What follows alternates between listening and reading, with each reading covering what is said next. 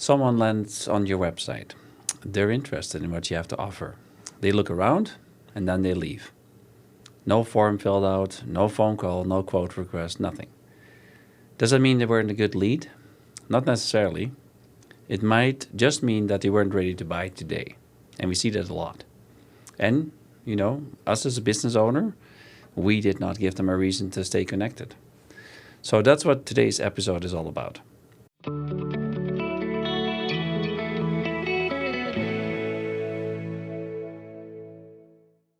Welcome to the Marketing Minute podcast. I'm your host, Peter DeWitt, and with me today we have our very own Mark DeWitt. Mm-hmm. So welcome, Mark. Mark is our Easyleads Success Manager here at Edge. We're not wearing matching sweaters today. I would expect you to wear the Easyleads sweater, but I'm glad I did. But Easyleads is our CRM solution. It's built on the Go High Level platform that many of you may be familiar with. And it does customer relationship management, CRM, but it does a lot more. So today we're going to just focus on the one thing, right, that it can do, or a few things that the Easyleads can do, capturing leads and following up with leads. So if you run a service business or sell anything with a longer decision cycle, like it takes people some time to research, to see if it's the right fit, that's especially when call to action or secondary call to action is really important. They're not going to pick up the phone right away. They're not ready to buy today, so we need to keep that in mind. So they just need to have some more time.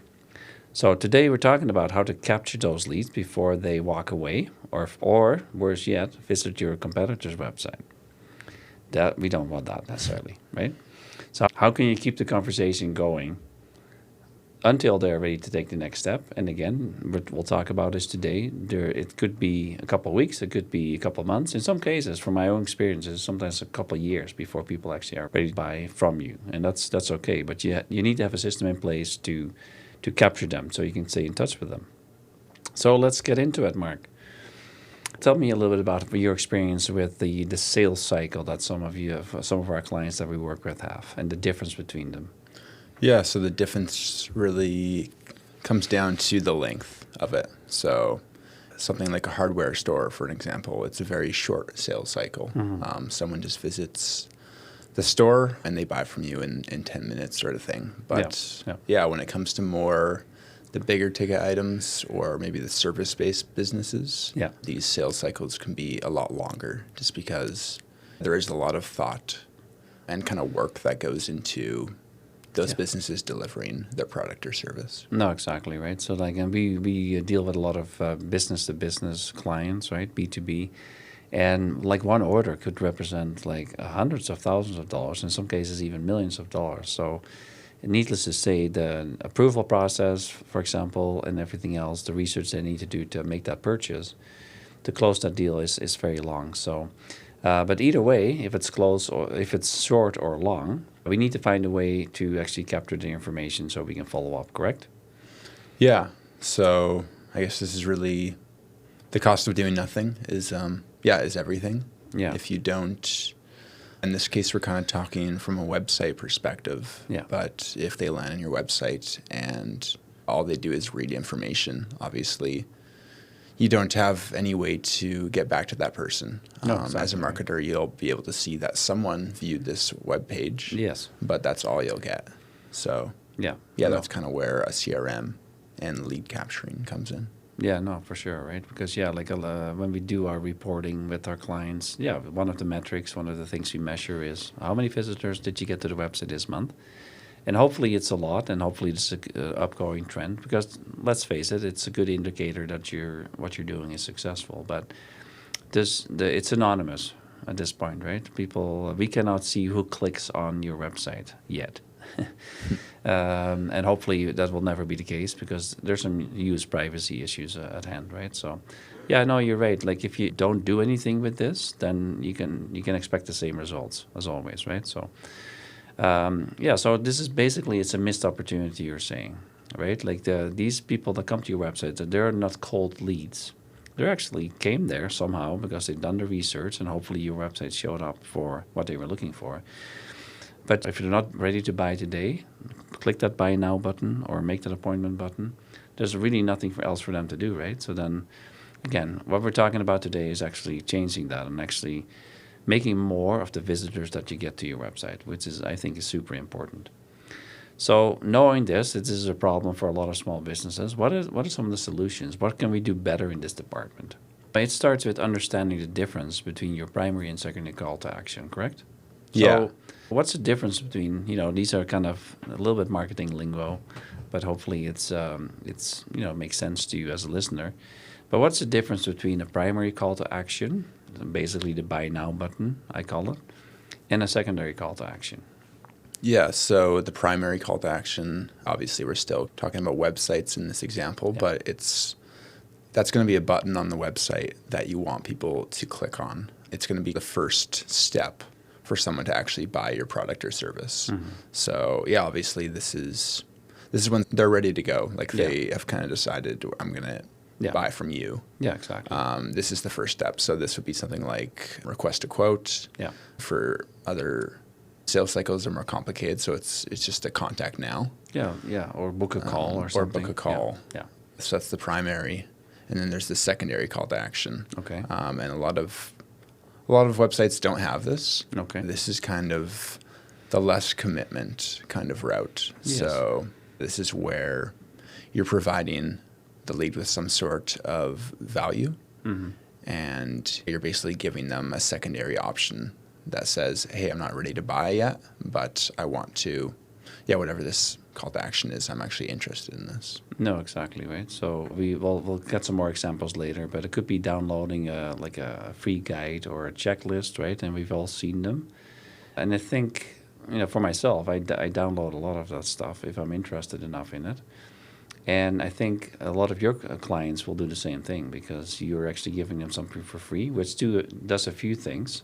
It helps them to solve a problem, potentially, but also it positions your business, as the guide in this area, which is becoming increasingly more important, I think, to stand out nowadays. But those are all good things. So if somebody is not ready to buy yet, what should I ask them to do instead?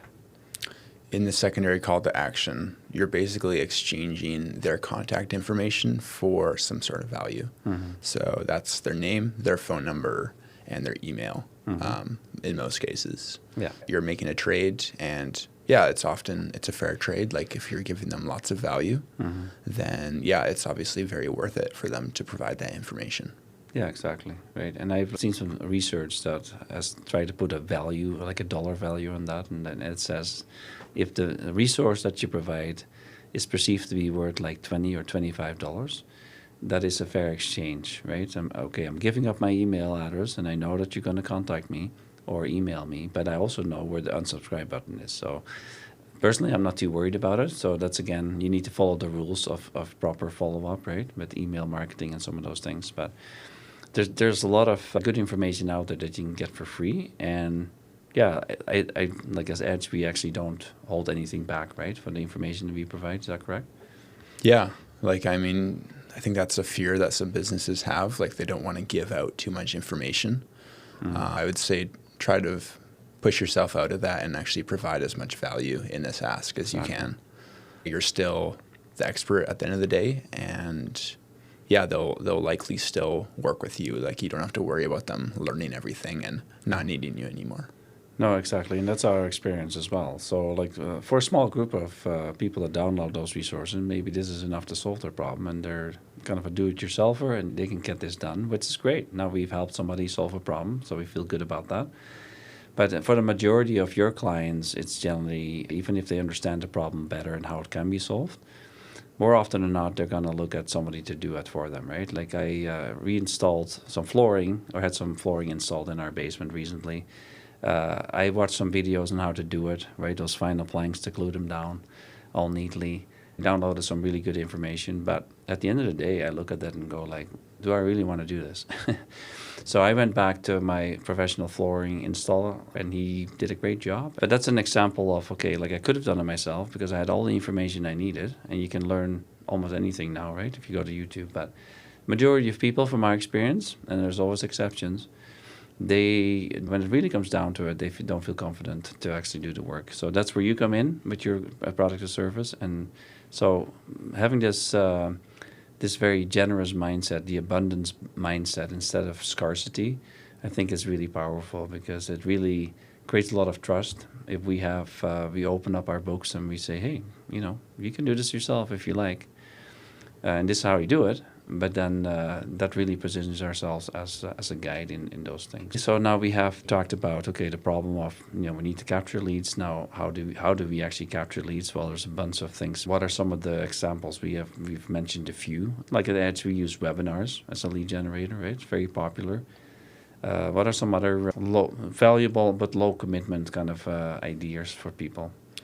Yeah, so as you mentioned, it could be something like a free ebook. If it's more of a product-based service, or just a product, you might just want to offer a discount code. For service-based businesses, maybe even like a video would be cool. Like, hey, here's a 5-minute video on how to do so-and-so. People will they'll be very curious, I think, to see those things. And they obviously can't see them until they put in their contact information. No, exactly, right. So there's all kinds. You can be creative with that, but a good lead generator is really could be a very valuable asset. And the other nice thing about it is if you develop one, like you develop this ebook or you develop some other resource, of course it stays. We call it evergreen, but it stays fresh for a very long time, right? So that's another advantage. So now, how do you make that ask without coming across as salesy, right? Nobody likes sales people or sales process. There's a lot of, as soon as we find out somebody's really trying to push us in a direction, we kind of start to push back. So what are some of the things that we can do to make it more, real? Yeah, I think a big part is just like making it specific and relevant to where they are at in the sales journey. If they're just learning about you for the first time, maybe buy now wouldn't be as good of a message to put in front of them. Maybe it's learn what else we do or that sort of thing. Really speak to them where they're at. Yeah, exactly. And then also be very respectful of them as well, right? Like nobody wants to be talked down to. And honestly, I see that sometimes people are, they're the experts in the field, but they talk to me as I'm a complete idiot. And it doesn't really sit well with me, and I have less trust for this brand oftentimes, right? So make it specific and relevant. Ideally, your lead generation is connected to the service you provide, which makes total sense, right? If people are looking for flooring, how to install a floor, well, if you're a flooring company, if they're thinking about installing a floor, they're going to need to buy the flooring somewhere, right? So it may as well be you. So those are good examples. So then there's different business types. So there's the service businesses versus the product business. Service versus product-based businesses, the secondary call to action, it'll differ a little bit. You'll kind of want to strategize what kind of value you want to give them. For something like a service-based business, it will usually be information. Obviously that business is going to be the one that actually provides the service in the end. But these kind of people, they just need to learn more about your business. And you can obviously still teach them a few things. Someone like an accountant, it could be here's the top 5 tips to get more on your tax return this year. Exactly. Right. And some of those may actually be very useful, but as we discussed, they'll probably still come to you at the end. Well, again, we've seen it over and over. Now, again, if that doesn't happen, then nothing is wasted either, because you've helped somebody improve or solve a problem for them for free, right? So, free consultation, discovery call. That's a very popular one for service businesses, right? Like I think once you get people to commit to this, so it's kind of a micro commitment. So they're committing to sitting down with you for 30 minutes. That's a big deal, because you're taking 30 minutes of their time. You actually have 30 minutes to get to know them better. Of course, tell them about your business. And then basically the way I look at it is basically trying to find out if we're a good fit for our clients, right? And vice versa. So those are all very low pressure methods that people love, because nobody wants to be pressured into anything. Yeah, and like something like book a discovery call, that could even move to like your third call to action. Like maybe your second call to action is actually providing them with that value. But then once they start getting those emails, maybe those emails would prompt them to book a discovery call. No, exactly. Right. So there's a lot of cool things you can do. Yeah. So then once you have these, you have this list of contacts. Now you can actually nurture that relationship, right? So we'll talk about that right now. And that's honestly, that's where a lot of small businesses, I think, kind of drop the ball. Even if they capture the leads, what happens with those leads? And more often than not, and I'm just as guilty as anybody else, they just sit there and they've visited, they've downloaded something, or what do we actually do with them, right? So that's really a missed opportunity. So give us some ideas about like what should we do next once they sign up for something. So ideally, your website is connected to something like a marketing automation platform. We obviously use Easyleads, and that's that's kind of my role here. But really the goal with a lead capture sort of system is you want to deliver the resource to them immediately. Okay. So whether that's, once they submit this form, maybe they get an email with that ebook instantly. Yeah, instant gratification. Yeah. And maybe an email, maybe a text. But everything is kind of set up so that they get that, like literally instantly, like in a few seconds, they can get what they signed up for. Okay, and then what's so they get the resource, they get what they're asked for, then that's it. That's the end of it, or what's the next step? Yeah, so that's usually not the end of it. Usually you want to add them into some sort of nurture sequence. That would be emails that maybe go out every 2 weeks. It really depends on your sales cycle. Maybe it's every day. And same thing with SMS. We can also set up automated SMS. And these are great because people always open these up, text messages. Well, exactly, right? Yeah, like emails sometimes may take a little while before people answer an email or look at their email. But like you're right, the SMS is almost instantly. So you got to be careful with it, though, right? We've learned how not to do SMS marketing campaigns, perhaps. There's definitely laws around there. So do, for emails, you do need an unsubscribe button. If someone clicks that button, they just get taken off the list. And same thing for SMS. So. Yeah, no, for sure. Yeah. So, but again, like you just need to use these tools wisely, right? So just because you're building this list and capturing these leads, you don't want to go crazy and just phone everybody 5 minutes after, right? I've seen some companies do that, and they claim that that's the right approach. Well, again, it depends on your business, how competitive it is. But oftentimes our approach is more like, we pace ourselves, right? And it's all about not being transactional, just getting the sale, but building that relationship with the client. So another thing you have mentioned in the past, Mark, is like, so we're nurturing the relationship, but eventually we want them to buy. So how does that work? That's kind of where there's numbers you can look at to see if your call to action is working. So this would be your opt-in rate. So on a website, you can actually see how many people visit that page.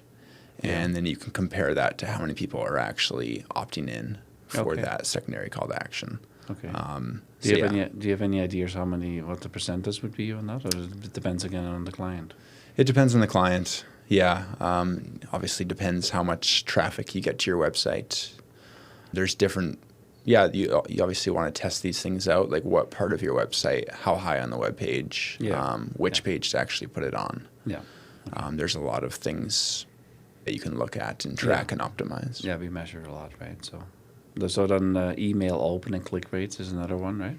Yeah, so that's another cool thing that we can do is we can actually see who's opening the emails. And then also if there's links in those emails, we can actually see if people are clicking on those links. Right. So that can be very valuable information. Like if someone visited, maybe you provided them with another resource in this email. If they clicked on that email, well, then that person's even more interested, and what they've kind of looked at. Yeah. No, for sure. So for if you're listening to this podcast, keep that in mind next time you look at emails or open emails or click on links. There's actually marketers behind there that measure those clicks, and that's fair enough. If it's done properly, right? But that means that if you've clicked on some links, then maybe there's a higher likelihood that you're actually closer to the point of decision that you're actually going to make the purchase. So that's all very valuable information. So what if the numbers are low? Our conversion rate is actually quite low. What are the three main things that you know of that actually would cause that to be lower than it should be? Yeah, the first would be maybe your offer just isn't compelling enough. Maybe you're not actually providing enough value. Okay. Or, yeah, maybe it's value that people just don't really need right now. Mm-hmm. I think that's something that you need to look at. And maybe that's just the wording of that you have written there. Like maybe you're just not explaining what they're getting well enough or in a way that's makes them want to pursue it. Yeah, so titles with like a fear factor are probably generally working well, right? Like the fear of missing out is just a really good motivating factor, I think, for a lot of people to click on things. So yeah. Or maybe it's not, like I mentioned earlier, it's not visible enough. Maybe it's too hidden on the page. Okay, yeah. Maybe it even comes down to like the colors of the page. Like maybe it actually doesn't pop out. Yeah, exactly. And so people might just be accidentally scrolling past it. No, exactly, right. It's just like the buy it now button, the primary call to action. The secondary call to action should probably be displayed prominently. And do you need to repeat it on your website as well? Is that a good idea? Oh yeah. Okay. You want to have it wherever people go on your website, whether they're scrolling, whether they're clicking to new pages. You kind of want to have that button still available. So is there a third factor in when the numbers are low? Yeah, when it comes to the actual conversion rate of people ready to buy, I think you need to look into whether you're providing enough trust to these people. Like, do they trust you? With these email sequences, are they actually learning more about who you are? Yeah. Do you actually come across as an expert in this field? I think there's a lot of things we can look at, seeing why these people aren't buying from you. No, exactly. So the email sequence, in simple terms, is just the number of emails that are sent automatically, right, on a certain interval. And like you said earlier, sometimes even based on the logic of what you've done with your email, right, put them in different categories. So there's a lot of things you can do now once you have that data, and some of these things can be fully automated, and it's actually really, really working well. So, well, Mark, thank you so much for stopping by today. We learned a lot about your world and lead capturing. Thank you for tuning into this episode of the Marketing Minute. So whether you're running a service business or a products-oriented business, the takeaway is simple. Not everybody's ready to buy today, and that's okay. But we just need to give them a reason to do something so you can capture their information. Give them a reason to stay connected. Show up consistently with value, and that's really important. And more than likely, you'll be the first one they call when they are ready to make that purchase. If you have questions about any of this, feel free to reach out to us. We're happy to talk to you in person or over the phone or on Zoom. Head to edgemarketing.ca for more information. Of course, we're on the social channels as well. And also, make sure to subscribe so you don't miss any other future episodes. We've got more real marketing insight and tips designed specifically for small business owners like you. Until then, keep marketing forward.